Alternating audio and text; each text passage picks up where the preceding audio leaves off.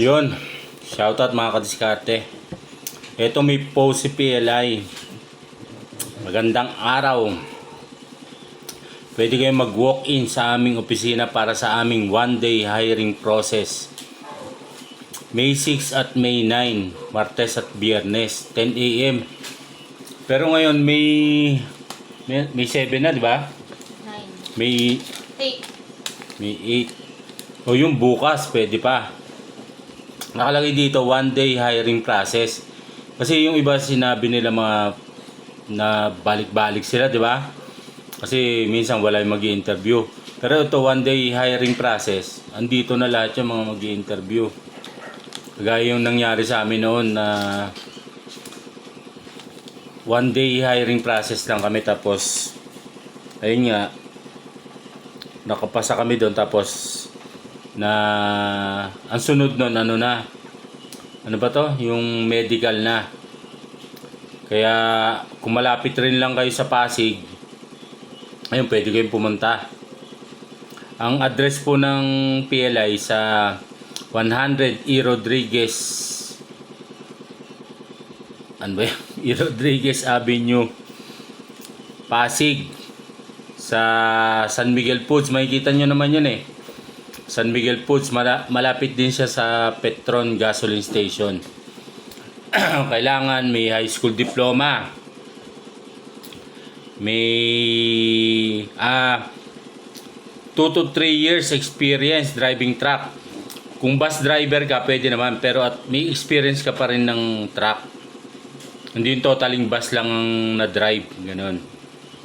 Tapos, mga nagtatanong na age limit, hanggang 49 lang po. Kasi alam naman natin, mahirap ang pagtatangker kasi nagkakarga ka pa doon, nagdidiskarga sa mga istasyon, may mga bombahin pa sa mga industrial, sa mga barko, ilang os yung ilahin mo, di ba? Sabi ko nga dati, may nakapasok dito 54. Ayun nga lang, iniiwasan na nga yung mga ganong edad kasi syempre yung hirap nga baka syempre alam nyo na pag umiidad na medyo iba na yung performance natin, di ba? O yun, hanggang 49 po yun, ayon po yan sa HR. Tapos yung mga nagtatanong sa Mindanao, paano ba raw mag-apply? Doon sa Bawing Gensan, kung makikita nyo po yung terminal ni Petron doon, tanong nyo lang po yung office ni PLI. Pwede kayong doon submit ng application nyo po. Ayan, requirements, resume, ID picture, NBI, photocopy ng driver's license, diploma, tapos transcript of record, tapos mga COE, yun, mahalaga yan.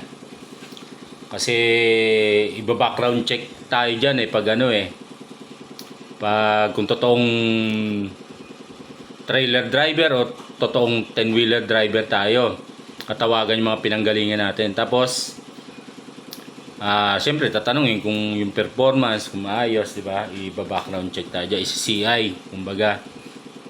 Tapos ayun, dito nga may monthly basic pay, tapos may allowance pag kada biyahe. Tapos yun, dito nga sa akin niya, hindi sa loob ng isang buwan hindi naman nababa ng 40k, kasama na yung basic at trip allowance.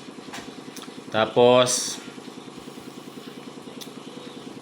yun, nagtatanong kung may training po ba. May training sa pagka-tanker, pero hindi po nagte-training dito ng 10-wheeler driver kayo, ite-training ka para maging trailer, hindi. Ite-training kayo sa pagka-tanker. Di baling wala kayong experience sa pagta-tanker, basta may experience kayo sa pag-truck. Kasi ite-training naman kayo dito bago kayo pabiyahihin. Training kayo ng loading, ng unloading, sasama kayo sa biyahe sa gasolinahan. Yun. Tapos ano pa bang mga frequently asked question? May bayad ba ang training? Opo. Kasi once na ma-deploy kayo, pag-deploy nyo, pag-report nyo dun kung saan man kayong terminal na assign, simula na po yung ano nyo doon, yung arawan, yung monthly basic pay, simula na. As pag na regular, merong after 6 months na regular, merong pa tayong pabigas na halagang 1.5 buwan-buwan. Tapos complete benefits. So ayun mga kadiskarte, ito sa May 9 may interview sa C5 Pasig.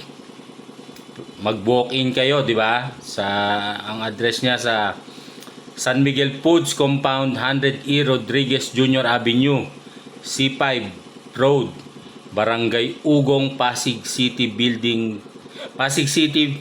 Steel Parking, Smills C Building, 3rd floor. Pagdating nyo pa lang doon sa gate, sabihin nyo na sa guard, mag-a-apply kayo kay PLI. Tuturo sa inyo kung saan kayo pupunta. So yung mga kadiskarte, sa mga gustong mag-apply, subok lang. Tsaka yung mga nagsasabi, nag-message sila, nag-text o nag-email. Siyempre, iba pa rin yung personal kayo nakapag-apply eh. 'Di ba? Tapos yung mga iba naman na interview na daw, tapos hindi pa natawagan, follow up lang po. Shout out.